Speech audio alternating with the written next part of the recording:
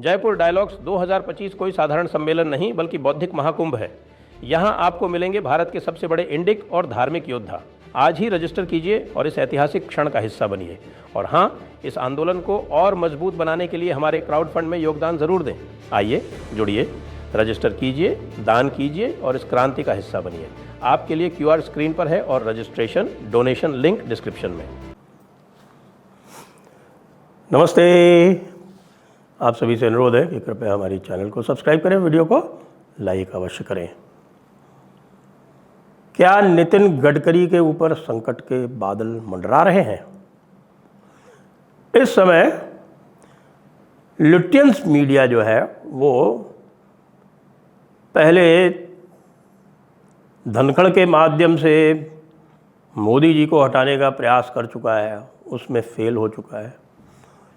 उसके बाद फिर लुटियंस मीडिया ने दूसरी बेसिर पैर खबर चलाई कि साहब एस जयशंकर जी को हटाया जा रहा है। अब तो सबको पता चल गया ना कि एस जयशंकर जी जो है वो ब्रिक्स में भी अटेंड कर रहे हैं और एस जयशंकर जी जो है वो यूनाइटेड नेशंस जनरल असेंबली में भी प्रधानमंत्री के स्थान पर भाषण देने जा रहे हैं। सब आप लोगों को पता चल गया है और जो लोग ये खबर फैला रहे थे वो अब गायब हो चुके हैं। अब उन्होंने जो धनखड़ फॉर्मूला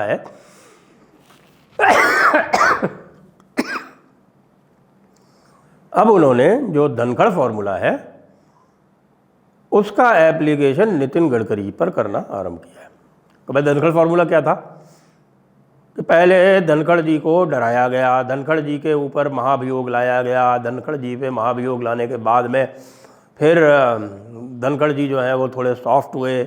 तो जब धनखड़ जी सॉफ्ट हुए तो फिर उनके ऊपर फंदा डाला गया और उनके ऊपर फंदा डाल के उसके बाद फिर उनको राज़ी किया गया कि भाई आप ऐसा कीजिए कि आप लोगों को बुलाइए, क्योंकि आपके यहाँ यदि कोई मिलने आएगा, यदि नारा लोकेश जो चंद्रबाबू नायडू के पुत्र हैं यदि आपके यहाँ मिलने आते हैं तो किसी को कोई संदेह नहीं होगा, उनसे जो है वो चंद्रबाबू नायडू को कहलवाइए और साथ में जो और भी लोग हैं उनसे भी बातचीत कीजिए, अनिल अंबानी को लाइए, इत्यादि इत्यादि। ये सारे कार्यक्रम जो है वो उनसे पहले उनको डराया गया, धमकाया गया और फिर उनके ऊपर ये डोरे डाले गए। अभी कल मैंने एक यही लुटियंस मीडिया वाले जो पंचमक्कार टाइप के जो पत्रकार हैं उनकी एक वीडियो देखा। उसमें वीडियो में ताकि बस अब मोदी को हटाया जाना है और गडकरी के पास 125 MP हो गए हैं और अब वो जो है वो मोदी जी को हटा देंगे। मतलब ये कहने का अर्थ ये है कि ये बात तो ये कर रहे हैं कि साहब की गडकरी जी जो है तैयार हो गए हैं और गडकरी जी 125 लेके हटा देंगे। फिर इसमें मैं इसके तथ्यों पर तो जा ही नहीं रहा, क्योंकि एक तरफ तो टारगेट बना रखा है गडकरी जी को और दूसरी तरफ कह रहे हैं कि 125 आदमी लेके और गडकरी जी हटा देंगे। पहली बात तो भाई 240 में से पहली बात तो ये भाई कि 240 में से 125 पे गडकरी जी कुछ भी नहीं कर सकते, क्योंकि किसी भी पार्टी में यदि जो नियम है, जो कानून है, वो ये है कि यदि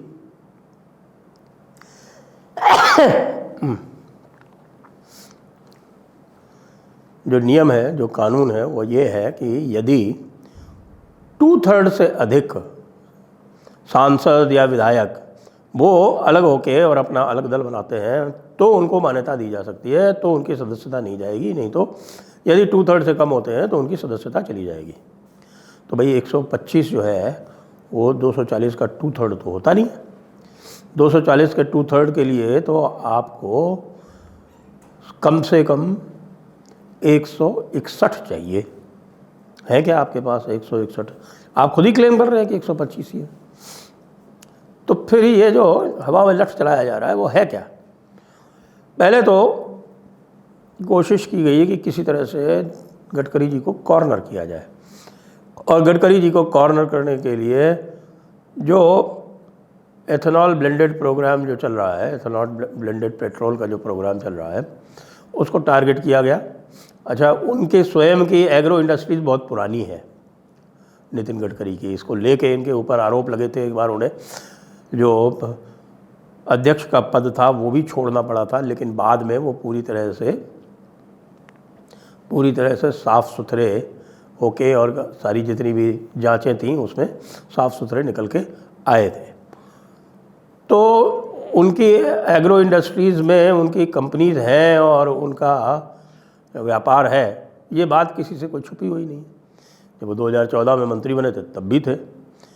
अच्छा, अब उनके ऊपर आरोप लगाया जा रहा है कि भाई उनके जो पुत्र हैं दो, एक नितिन एक सारंग, दोनों की कंपनीज़ ने बहुत पैसा बनाया। तो भैया उनकी जो एग्रो कंपनी थी वो तो बहुत पहले से थी। खैर, एथेनॉल ब्लेंडिंग के बारे में जहाँ तक ये है, उसके लिए भी सारा का सारा दोष मढ़ा किसके सर पर जा रहा है?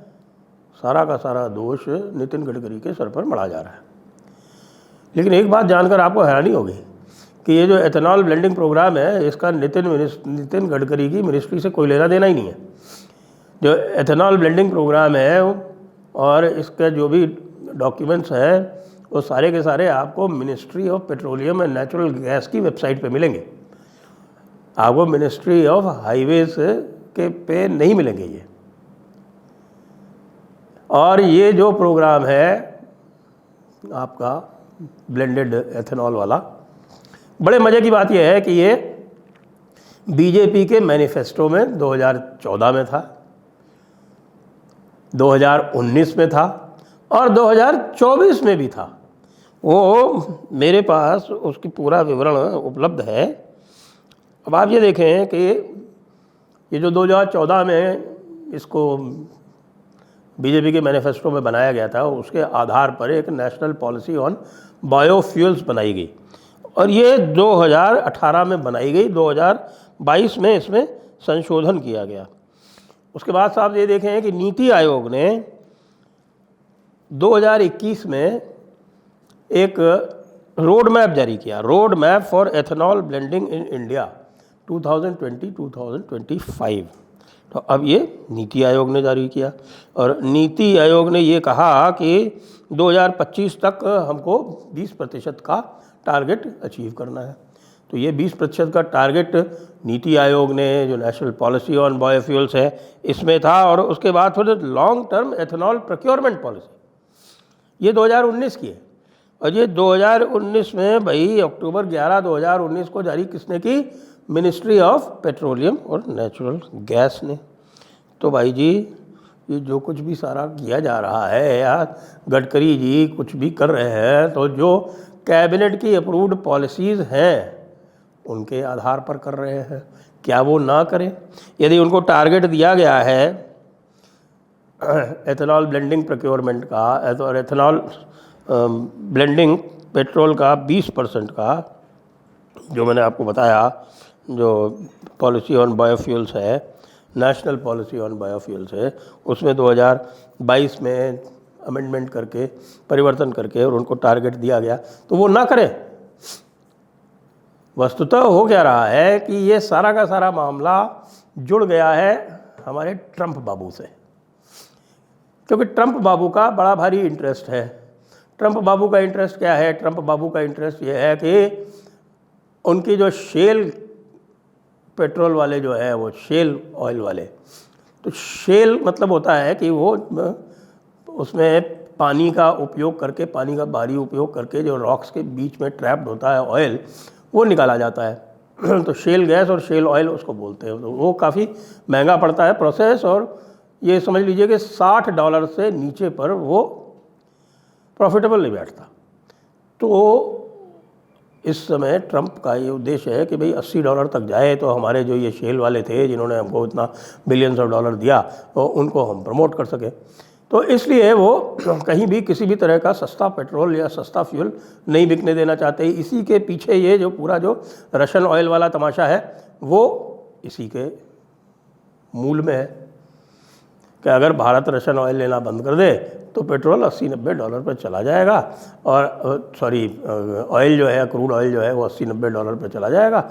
और जब वो $80-90 पर चला जाएगा तो जो ट्रंप वाली जो कंपनियां हैं वो प्रॉफिटेबल हो जाएंगी, वो मुनाफा कमाएंगी और उसके बाद फिर जो रशिया का जो मार्केट है वो पूरी तरह से टेक ओवर कर लेगा अमेरिका, क्योंकि अमेरिका भी पेट्रोल बेचता है। अमेरिका का नंबर भी 5वां 6ठा है टोटल जो रिजर्व्स हैं उसमें, और अमेरिका भी लगभग 3-4 मिलियन बैरल्स पर डे बेचता है, मार्केट में डालता है। तो उसका ये एक उद्देश्य है कि भाई रशियन ऑयल को बाहर करो और इनको अंदर करो। जब बाइडेन का इंटरेस्ट दूसरा था, बाइडेन जो था वो शेल ऑयल के विरोध में था, तो उसने जो शेल ऑयल की कंपनीज तो थी सारी बंद करवा दी थी। तो शेल ऑयल प्रॉफिटेबल ना बने उसका ये इंटरेस्ट था, तो इसलिए उसने भारत से ये कहा था कि आप जो है वो रशिया का ऑयल खरीदना जारी रखें। ट्रम्प चाहता है कि रशिया का ऑयल ना बिके जिससे कि ये दाम बढ़े, तो खेल है ये। अब आप एथेनॉल अगर 20% ब्लेंड करते हैं और 20% आपकी पेट्रोल की खपत जो है वो कम हो जाती है, जिसका ओवरऑल जो आपका क्रूड बास्केट है उसके ऊपर 5-10% असर पड़ता है, तो भाई ये 5-10% अगर एक्स्ट्रा ऑयल भारत लेगा तो भी दाम बढ़ेंगे।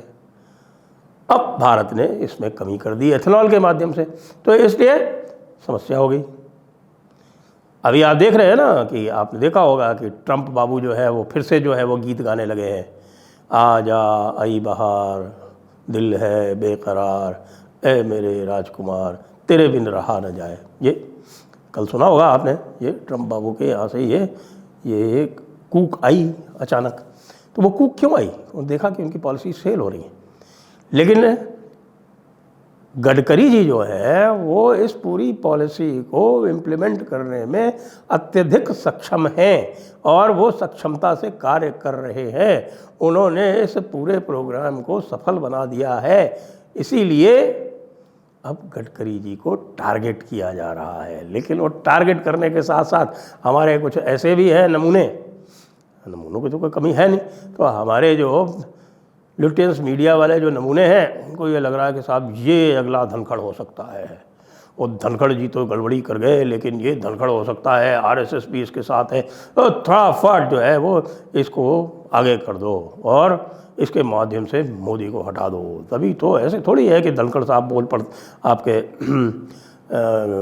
खड़गे साहब बोल पड़ते हैं कि 6 महीने में हम इस सरकार को हटा देंगे। खैर मुंगेरी लाल के हसीन सपने, लेकिन होना जाना कुछ भी नहीं है। जय हिंद, जय भारत, वंदे मातरम।